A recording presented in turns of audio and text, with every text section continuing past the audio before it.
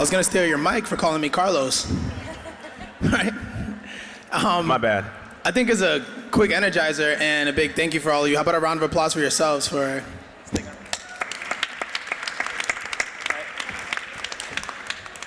So as mentioned, my name is Joshua Encarnacion. I work at Outco Inc. and serve as the head of people development there. Originally was introduced to tech hiring with Google staffing services team, then joined Earnest Inc., a company that grew from 60 to 200 during my time there, and I was a tech recruiter. We share the stage with 4 accomplished professionals. We have Jennifer Kim, who's the head of employee experience and development at Lever.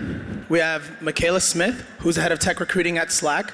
Whitney Obanner, who's the campus director for Dev Bootcamp in Austin, who flew in from last night, so maybe there's some jet lag there. No? You want to shake it out? And then Kira Hernandez, who's the head of partnerships for Reactor. Director of partnerships, let me not butcher that one. And the conversation is going to be focused on skills-based hiring.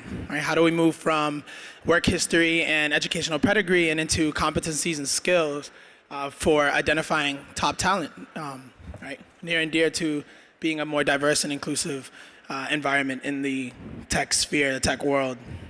So the way this will work, I'll start off by letting them introduce themselves, brief introduction, and they'll answer the question for us all. What does skills-based hiring mean to you? I'll have a couple questions prepared with my notes because I do not want to use a laptop or my mobile phone. You can make fun of me for that if you want. And then around 30 minutes in, we'll field questions from you all, the most important people in the room, right? So who wants to start it off? All right, we have Kira. Okay, so hi everyone. Again, my name is Kira Hernandez. I'm with Reactor as the Director of Partnerships. I've been there for about 2.5 years. And I would define skills-based hiring as evaluating someone's ability and aptitude rather than any educational or professional accolades that they've received up to that point. Hi everyone, as mentioned, my name is Whitney Obanner. I'm the campus director and career developer at Dev Bootcamp in Austin, Texas. So it's nice to be in this weather with you all. And I'm sitting next to my frenemy here. Dev Bootcamp is a competing coding school. We're 19 weeks long, and we teach web development, Ruby, JavaScript, HTML, CSS, SQL, etc. And I define skills-based hiring as a combination of both technical and hard skills, and metacognitive or interpersonal skills. And that's what we focus on at Dev Bootcamp. So I'll be speaking more to that as we get questions. Hi, everyone. My name is Mikaela Smith, and I head up tech recruiting at Slack Technologies. I've been in tech for going on 14 years, so I guess I'm an old lady in tech terms. And yeah, shout out to old ladies. And throughout my career, I've always been passionate about skill-based hiring. And luckily, I now work at Slack, where college degrees, university degrees is not where we focus when we hire. So skill-based hiring is essentially our philosophy, especially on the tech side, but really for our company all around. Anyway. Hi everybody, Jen, employee experience at Lever, but my background is in recruiting and I work for a recruiting software company, so really excited to share learnings both from kind of growing the Lever team, but also the many, many companies that we work with, including Netflix, Eventbrite, Yelp, Lyft, and so on. To me, skill-based hiring is going beyond these very outdated traditional definitions of what makes for a successful employee, especially in tech. So there's a lot of stereotypical definitions about what an engineer is supposed to look like, what a salesperson is supposed to look like, and we want to go beyond that. Awesome. All right. So we have a pair of interesting perspectives here because we have all tech industry professionals, but practitioners and educators. Right? So we come 2 coding schools and then Slack and Lever. Right? Great programs for hiring. Now, what's the first step to implementing and having a team adopt a skills-based hiring philosophy? Right? What would be the first thing you need to address to make sure that a company, a team, recruiters can fall behind a skills-based hiring philosophy? I'd like to answer that first, if that's okay. It's definitely not. The first step is making sure executives on board. So it really actually starts from the CEO on down. Recruiters essentially do what they're asked to do. So it's more so than it being something that you have to get recruiters on board. It's really you having to get your executive team on board and your management team on board. If it's important to the CEO, it'll be important to a VP. If it's important to a VP, it'll be important to directors, managers on down. So, yeah. That's a great response. So as a former recruiter who didn't have buy-in from anyone and wanted to implement skills-based hiring practice, how do we get that buy-in? And maybe Jen, you can start there because it looked like you had some input. Yeah, I mean, I think Slack's doing some really interesting stuff because your CEO, Stuart Butterfield, as a white male, is incredibly vocal and kind of, it comes from all the way from the top down. So not every company has that to start off, right? I think for us, what's been really helpful is trying to focus on the inclusive culture. So I'll give an example. When you're talking about how to implement a better philosophy, it can't be just like an order from the CEO. It really has to be internalized by the team. When we were hiring sales professionals, there were some feedback coming in to comments about like, oh, I like that this person was an athlete. And one of our sales reps, who was a woman, started a discussion. Hey, I wasn't a college athlete. Does that mean I'm not competitive? Does that mean I'm not as good of a salesperson? And it wasn't meant to be, punishing or calling people out explicitly. She just wanted to start a discussion. And that led to a lot more awareness about what language our VP of sales, our sales managers, and the sales recruiters were using. And I think it really took that culture of being able to speak up when you see something that like, hey, it kind of bugs me, can we talk about it? So for us, that philosophy has been very grassroots. So really empowering your employees to educate everybody else. And this is how I feel, and this is how I'm getting impacted. Awesome. Now to hear on the other side, so educating students who are going to be interviewing at companies like Slack and Lever, who are going to come up against, at some point, some bias against skills-based hiring. How do you address the concern on that end? Well, I think from a student perspective, we always advise them to focus on their project work. They do a lot of project work at Reactor, which really gives like their newly acquired skills a chance to shine. From the employer partnerships perspective, my primary role when I joined the team was actually to get companies to start thinking about hiring bootcamp grads, period. Regardless of what their background was or what their studies had been up to that point. Just the very fact that they went to a bootcamp kind of othered them from people with CS degrees, which is the more traditional hiring pattern. And we saw the most success when we started to get into conversations with partners about their pain points and what was blocking them from growing their teams more quickly. And we often realized that it was because, the standards that they had set were unattainable for a lot of great candidates who were out there and who were ready to work for them. And those conversations generally, if we have them the right way, which is a whole other thing, but will allow people, hiring managers to kind of arrive to those conclusions on their own. So it's about having like really honest dialogues about, what's blocking you from having the team that you want and how can we get you there with the resources that we can provide, like being a boot camp. So.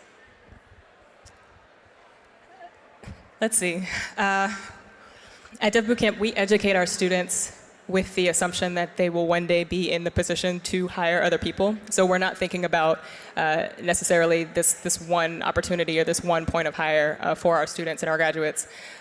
We're educating them on what I mentioned before, these interpersonal and metacognitive skills, so that when they are in the positions to hire other people or perform skills-based hiring decisions, they're doing so not only with resume and pedigree, et cetera, and all of these things we talked about, but they're making other considerations outside of that. So again, we're focused sort of on the long game of it, right? So not just getting our graduates placed in employment opportunities that may implement skills-based hiring and only look at the resume, only look at the pedigree, but really making sure that they understand when you are in a position to hire someone that you're looking, across the board, that you're looking at all of these other things and other considerations. Okay. All right, so let's dig a little deeper, right? Inevitably, companies, hiring managers, recruiters are passing up on great talent at the resume review stage of hiring, right? Because this is where you see the bias manifest at its best. You'll hear, we don't want entry-level employees. And on your resume, if you have less than a year of experience, or you don't have the exact competitor experience or the right educational institution on your resume, skills-based hiring seems to be like neglected, right, at this point. How do we combat that bias? How do we get our teams to work past that? How do we get students to, or coach students to be able to prove their potential or their skills or competencies when that's the issue at hand? Start. Yeah, we've talked about this a little bit, how we're both not huge fans of traditional resumes. So I would encourage all of you to go look this experiment that one company did. The startup is called Keep Safe, and they had a no resumes campaign. So what they decided to do, you might have heard of it, Mikaela. They were a great startup with a great product, great team, and they were finding themselves being outbid by Google, Facebook. So they just could not hire engineers. So out of necessity, they kind of had to do an experiment where, maybe there are great engineers out there who are getting overlooked because of not having the right pedigree, because their resumes don't look correct. So how can we kind of talk to them? How can we figure out who those people are? So they put out this whole campaign and said, we don't care about your resume. We don't care about your credentials. Show us what you can do. So they were inviting all these people, developers, to submit just a few sentences on, tell us about a project. And I think within 2 days, they had 400 applications that they were able to kind of look at applicants in a whole new way. Because instead of just being trained, what companies have they been in? Have I heard of that company? Versus actually thinking about what kind of project is this? What was the thought process there? What was the impact? And I would, again, highly encourage you to go read up on it, because we're not going to be able to throw out resumes overnight altogether, but it's definitely an interesting experiment that I think we can all learn from. How can we look at resumes a little bit differently? Yeah, I think, from the bootcamp perspective, going beyond the resume is something that we all, I think, hope we can get to someday. But when we're looking at maybe non-traditional candidates, someone who doesn't have a CS degree or perhaps doesn't even have a 4-year degree, I always encourage our partners and our clients to look at, again, their project work, read between the lines, and look at what maybe they were doing in a previous position. Even if it has nothing to do with being a software engineer, if they were a salesperson, for example, and attained 125% of their quota, that probably means they're a very hard worker and likely a gifted communicator. If you're going to exceed your quota by that much, you need to be a great talker. So I think that's really important. And another thing that we've recommended that a lot of our partners do and that some of them have implemented is starting the interview process for software engineers with a coding challenge rather than looking at their resume. So it's basically like anyone who is interested in this position can do this coding challenge, and we'll send it to the hiring manager. And then they decide who they want to talk to based on their technical performance, not what they see on their resume. And we found that that's a great way to get a lot more people opportunities that might not have had them before. We recently had a really great conversation with Cisco about their hiring practices and why they really like to work with Reactor. And the things that they named as being like great qualities, top 3, are their attitude, their quality of code, and their ability. Those are 3 things that are impossible to see on a resume. So practices like what they've adopted have actually been super beneficial to their team on the whole, as well as opened up opportunities for our candidates who are not coming from that CS background.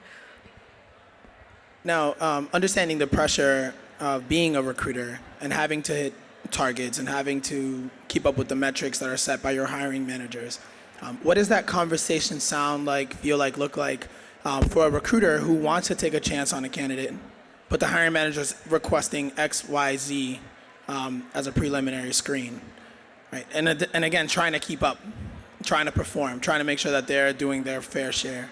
What does that conversation look like? What does the conversation feel like? Well, like you mentioned, we're pretty blessed at Slack to have a big buy-in from the business. The recruiters on my team are definitely looked at. I try to coach everyone to be known as talent partners and talent advisors. So they really take the role of being the advocate not only for a hiring manager or for Slack in general, but for candidates themselves. So we go the non-traditional route. We hire from Hackbright. We hire from coding boot camps. We also hire people that have gone to Stanford. We have people in engineering across every degree. Obviously, the conversation has to happen on does this make sense for the business first. But if there is a candidate and we want to give them a chance, we just have to really come at it from a really strong point of view. You know, why should we give up this person a chance? Is there bandwidth on the team to have someone ramp up that maybe comes from a non-traditional background and might need a little more hand-holding to increase diverse perspectives? We really feel strongly that the bar is lower when you do not have a diverse team in your workforce. So if everyone in the room all went to Stanford, or if everyone in the room is all of Indian descent, you not only will you not have innovation happen, but those people will perform less better than if they were on a team where everyone was diverse. Because if you know that when you walk into a room or you walk into a meeting and people aren't going to agree with your point of view, you're going to be more prepared, you're going to listen better, and you're really going to have a strong point of view. So all this talk across tech about, we can't lower the bar and all that crap, I mean, I really feel that a lot of people are lowering the bar by not having these more diverse teams. And I don't know if I went off on a tangent, but I'm sorry. I'm glad that you did. Yes, please. So an exercise that we're doing that really helps with this, and what Mikaela just said about recruiters being more talent partners is something that we're definitely seeing in the industry as well. Instead of just, I'm a recruiter, so all I care about is filling this role, and then I move on to the next. So recruiters are taking more and more of an ownership. Was this person an actually good fit? Are they successful here? So something that we're doing, and it's a people ops and recruiting effort. We're actually sitting down with hiring managers and taking a few examples of candidates and employees. Who were you most surprised by? Who's turned out to be like a really, really high performer, even though you weren't sure about them during the interview process? And who's on the flip side? Who you thought was going to be an absolute rock star, and they're struggling in some unexpected ways. And we kind of go through this conversation, and it's not meant to blame, it's not meant to talk about mistakes, but how can we learn from this? What are some characteristics that this person that's really surprised you pleasantly possesses that you didn't know about? How could we possibly try to look for that? And what ways will that show up? So that's been a really interesting way for us to learn, especially because hiring managers do have biases. But they're not the experts here. It's supposed to be the recruiters and the people ops and the people who are educating that are supposed to provide this guidance to the hiring managers. Thank you for sharing. Now, Slack and Lever obviously are amazing examples of when recruiters feel empowered to have these conversations. But it is a risk. So I'm representing recruiters now. How do you mitigate this risk? How do you feel comfortable having this conversation with your hiring managers when you're already acknowledging the bias? And when you've already moved past that part of the conversation and bringing it back to the skills-based hiring, how do you get someone that's looking for tangible outcomes, measurable results, right, efficiency, to revert back to understanding the importance of skills-based hiring and how that impacts diversity and inclusion at a company? Can I speak from the Bootcamp's perspective? Yeah. Okay. Hiring managers, oh boy. They're a tough sell sometimes. But I find the best strategy, at least for me at Dev Bootcamp in Austin, is to get them in the room. Get them in the room with our graduates, get them to see their projects, get them to talk about what they do, just get their presence, right? So they can be immersed and see the potential in these applicants, right, who are applying for these jobs. Otherwise, our graduates tend to become a piece of paper. They become that resume, or they become a number in the system, and that's when the hiring manager just seeks efficiency, right? They just want people filtered through that system.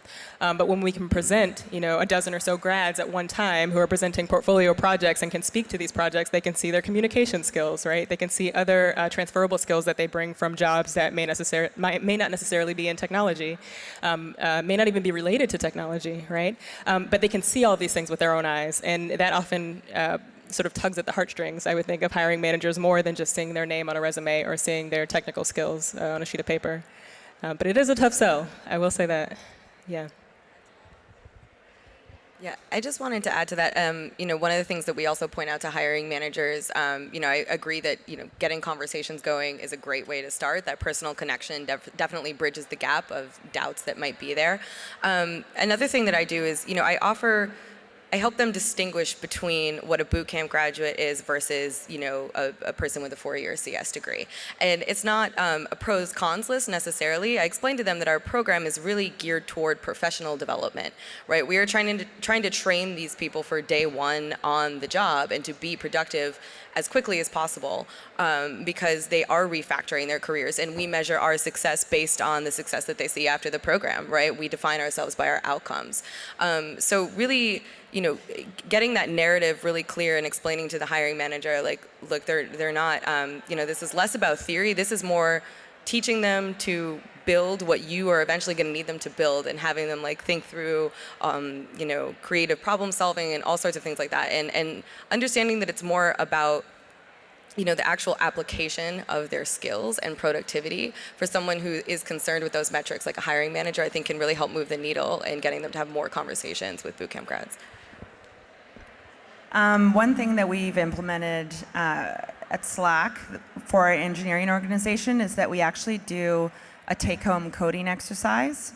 So once a candidate has had a phone screen with a recruiter, which is basically just a sort of a basic phone screen, are you qualified to work in the United States, la da la da da da da, they have the opportunity to do a coding challenge.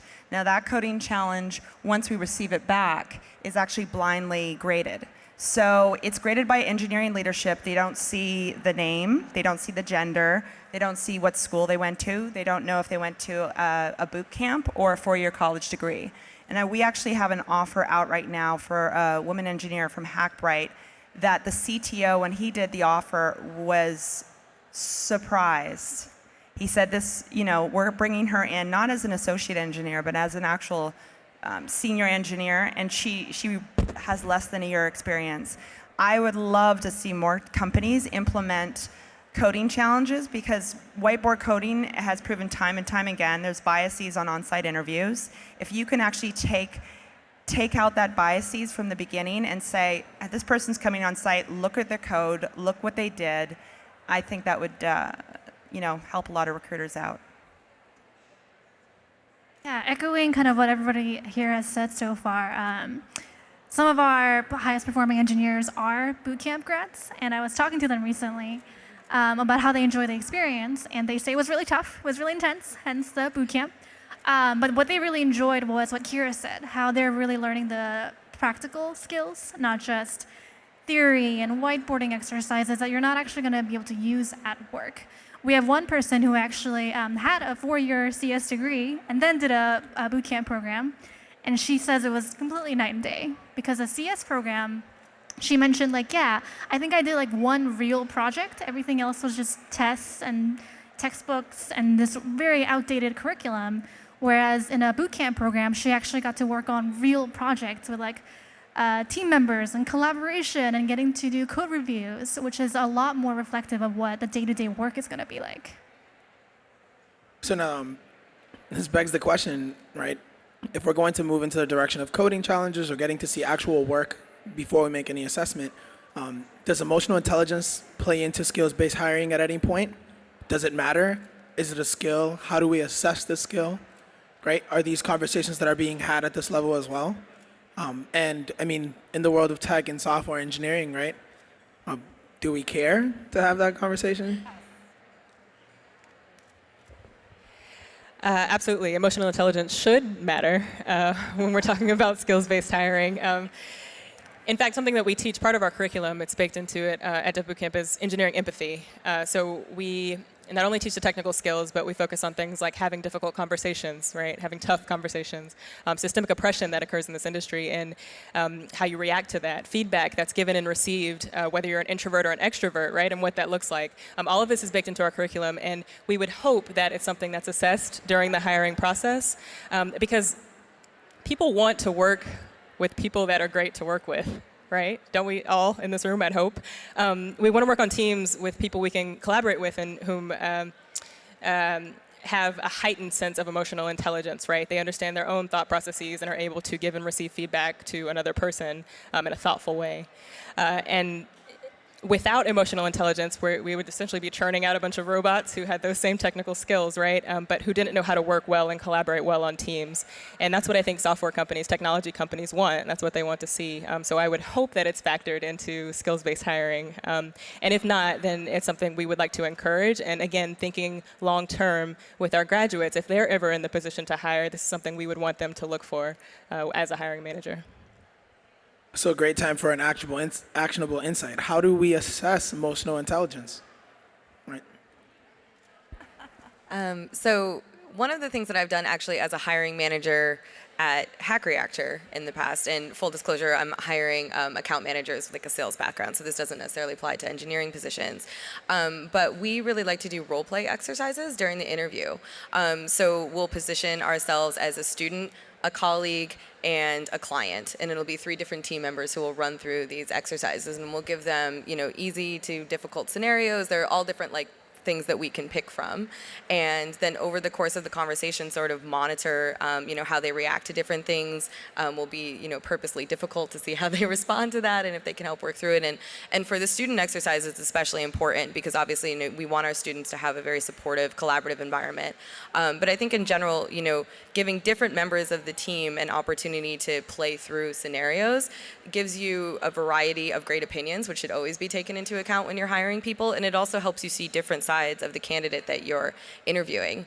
It's really easy to have a conversation with a client who is like, yeah, absolutely, I want to hire all of your graduates and pay all the money for it. It's much more difficult to have a conversation with a student who, maybe had a really bad interview experience and is really upset and needs to hash it out with you. So I think that that can help give a lot of insight, and it's something that I would definitely recommend to partners and other organizations as well.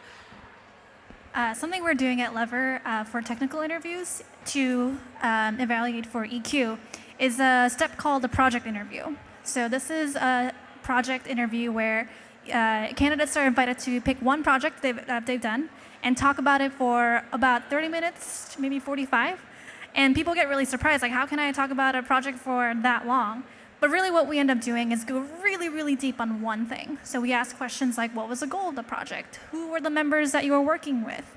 Why were you chosen for that project? So you really get to kind of figure out the depth of understanding of the candidate. So someone who maybe does not score as highly on the EQ side might just say, oh, I'm not sure, I think we needed to hit this deadline.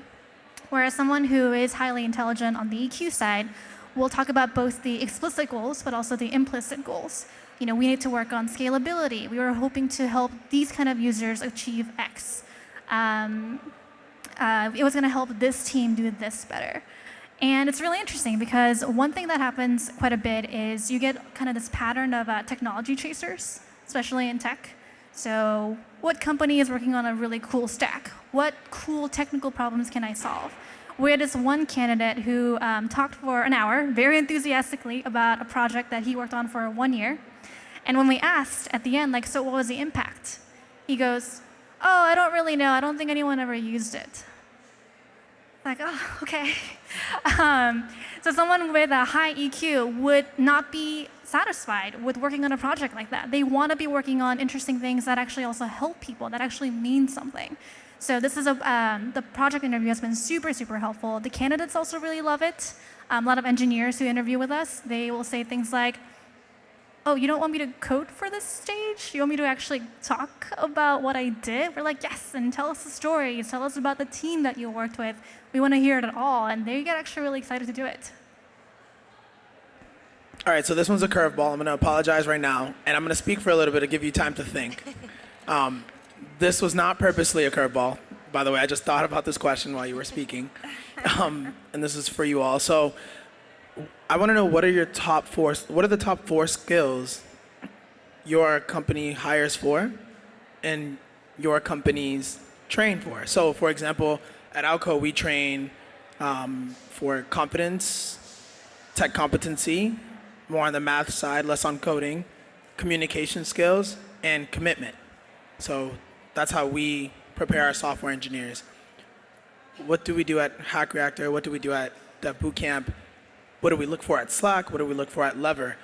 Just to give a framework around skills that we can actually assess for, train for, walk away with a tangible template for skills-based hiring.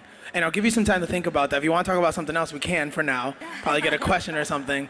It's definitely a curveball. So if you don't have all of that built out right now, we understand. I'll take the blame for that. But if you can, please. I'm not sure how much I can share, but obviously tech-based skills is very important for our engineering organization. We look for people that have a healthy dose of empathy and are able to collaborate. Collaboration is probably, I don't know if it's the people or our product in general. I know, how many people here use Slack? Anybody or? Oh, shoot. Oh, stop. It's because she's up here? Okay, so you use the product. I don't know if it's in the nature of the product or the people, but we are a really strong collaborative environment. So someone who's an amazing architect, really strong coder, staff engineer, but doesn't get along with people, is kind of rude, will not be successful at Slack. So we really look at people that can collaborate, that can communicate, that are good at what they do and are also very passionate. So I'm not just going to get hired at Slack if I don't care about anyone and have amazing code. Yes, you will not be hired. Even if you make it through our process and you are hired, unfortunately, we won't keep you at Slack. So something we try to instill in our students, I can speak to that. Obviously, technical competency is something we want them to graduate with and be successful in the jobs that they pursue. But we have something called the 3 agreements, and that's kindness, integrity, and whole self. Kindness, not to be confused with being nice. Kindness can involve having those tough, difficult conversations, right, and not being afraid of that confrontation and knowing how to handle that and approach people effectively. And integrity, of course, in all things that they do, including the job that they pursue after they graduate. And whole self, being unafraid to be authentic and bring their entire selves to all of the work that they do. This can be in the workplace, but also working on projects. It should be reflective of who they are. And we believe if a company is not reflective of those values or does not appreciate those values, they should probably look elsewhere as a graduate of our program. Thank you, Whitney. Yeah, so these are actually things that we look for during the application process that I'm going to name, and I was looking at my notes to make sure that I get them correct because I actually did think about this. So the things that we name are, first and foremost, some programming experience to get into Hack Reactor. That's important, the technical piece. But we're also looking for clear, empathetic communicators. People who are curious and excited about coding as a profession, not just like, I can do this, but this gets me out of bed and I'm excited about it and I'm excited to go to this 12-hour program every day because it's quite the commitment. And then also just people who are passionate about learning, who are natural learners who enjoy the challenge of taking on a new skill or a new idea. So those are the core things that are extraordinarily important to us. And I think that being a clear, empathetic communicator, just from what I see on the floor at Hack Reactor, may be the most important of those 4. Over the course of a cohort, each student is required to pair program with every single one of their peers at some point. Some piece of the curriculum, they're going to work with you on it, regardless of where you're sitting in the room. And then also during the group projects as well, we encourage people to work with those who have differing, maybe even polarizing ideas from your own, because that's what you're going to get the best product out of. That's what you're going to get the best ideas out of. And, we've seen some of the greatest MVPs come out of groups that had some of the strongest discussions, So I think being able to communicate, like you were saying, there's a difference between being nice and being kind, and being able to really communicate toward productivity with a constant mutual respect and empathy is super important. Yeah. So we have to move into the Q&A section at this point. So we've got about time for 5 minutes of Q&A. So I don't know how you want to do that. If you just want to take that mic, we'll just whoever runs up here first. No. I'll work Hands? this side of the room, and we've Right got up some here. volunteers on the other. Which part of the hiring process would you deprecate and why?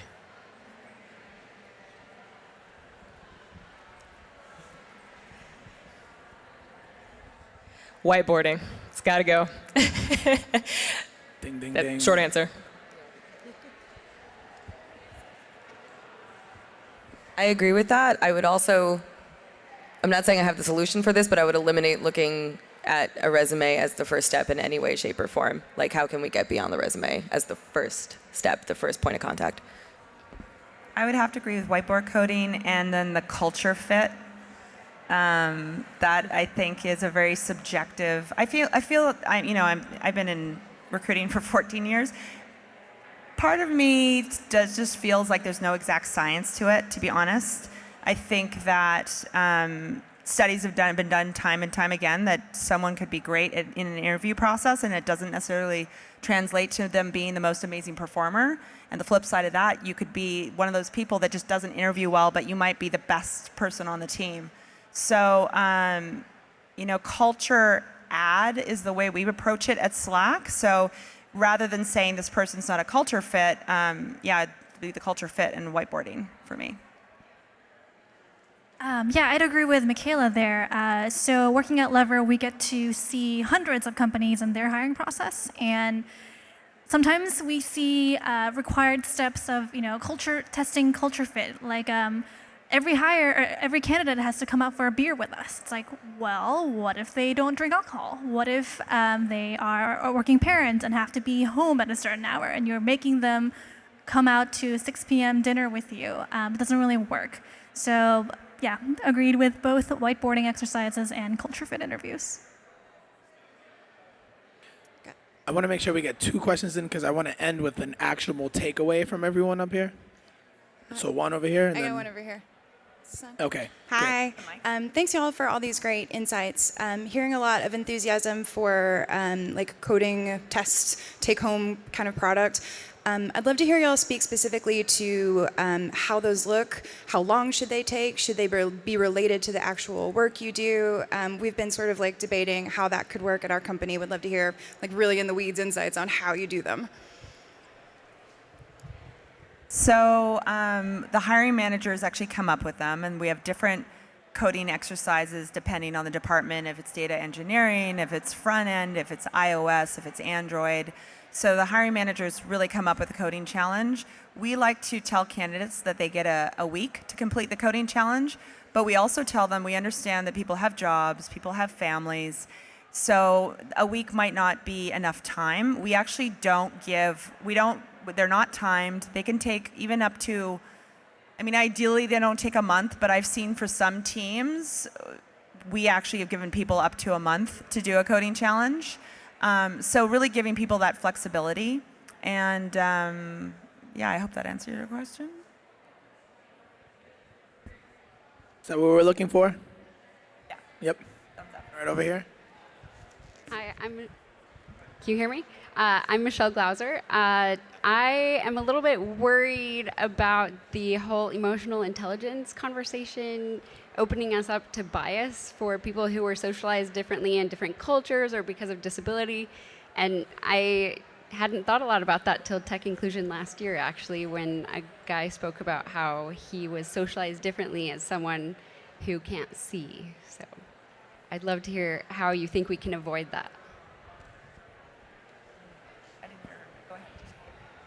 So the concern is with emotional intelligence and assessing for emotional intelligence, given that we were all socialized differently, different experiences will shape the way that we approach people, the way that we understand people, the way that we understand ourselves. How do we account for that when assessing emotional intelligence in the interview process? Did I capture that correctly? Sorry. Is that right? Let's get more from you, because it's your question, so. Oh, with Your disabilities. disability. Or Yes. different cultures. Right. Well, I think that's a really great point. I think everybody, I wouldn't say that if someone has, I would hope that you would not feel that if someone has a disability, they're going to have an issue with emotional intelligence.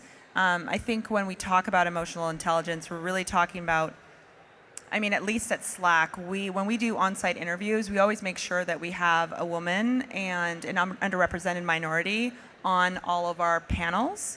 And the reason being is we've actually, as horrible as it sounds, we've actually had people in interviews say, make veiled racist statements. When a woman walks in, they're just literally like their whole attitude changes. So, I mean, there is a certain level of emotional intelligence that you need to have to work at Slack. I mean, and I don't think it is, if it's a form of biases for us, then yes, it is biases because we won't have an environment where people are going to be hostile to people who are different.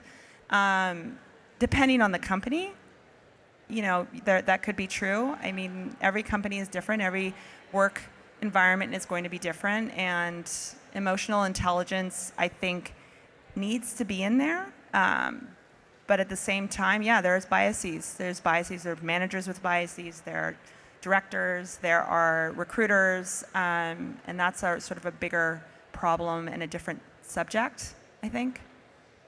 So just a quick head nod, yes or no, so we can get to the last piece and wrap up and be on time. So does that mean we need some sort of calibration for what emotional intelligence means across the board? Yes, no, yeah, yep. So I hope you can all take that away with your teams. But one actionable takeaway, right, for skills-based hiring. How do we implement it? What does it mean? How do we address it? What do we need to do to take it one step further so we can get to a place where skills-based hiring pushes the needle on diversity and inclusion and building teams that represent all of us, not just some of us?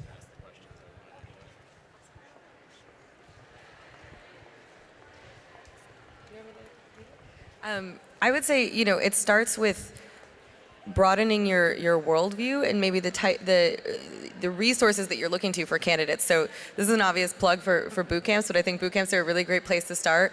There are other great hiring tools. One that I have seen coming up is Blendor. There are also organizations like Gap Jumpers who give blind coding challenges. So bootcamps are a great place to start. We're very collaborative by nature.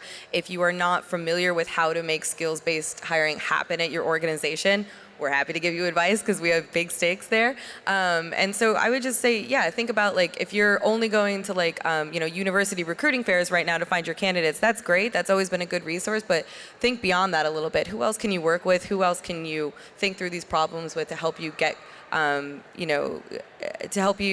create relationships with non-traditional candidates?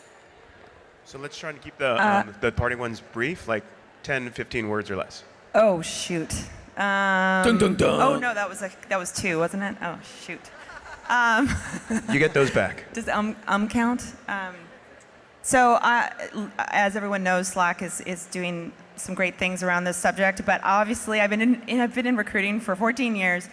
I was at Twitter for 5 years before that. I've worked at Microsoft, little startups. So you're not always going to have the buy-in from CEOs. You're not always going to have the buy-in from managers. But as a woman of color, it has always been important to me that my pipeline is diverse, and I will, I just really highly suggest that you find support and advocates within your company that you can sort of take skill-based hiring, be in HR, one VP or one manager, even if they're not in your department, have them talk to them, have them be your mentor, and have them be your advocate for skills-based hiring. Whitney, you now have 6 words. Bring in the experts. If you have the resources, don't be lazy about your hiring and do things the way you've always done them. Bring in experts who really understand this stuff and know how to perform skills-based hiring and implement that in the company and have them correct or improve your processes. Jen, 2 words. Interviewer training. Interviewer training. And then one from me, I say, if you don't have friends of color in the workplace, outside of the workplace, it's going to be very hard to bring in pipelines in the workplace. So minorities in general, right? Go out into communities and get to know people. So thank you to all of you for joining us on this conversation. And then thank you to our panelists. I appreciate you all. And thank you for the patience. A round of applause for the man right over here. There he is. Thank you. A great round for the panel. You guys are awesome.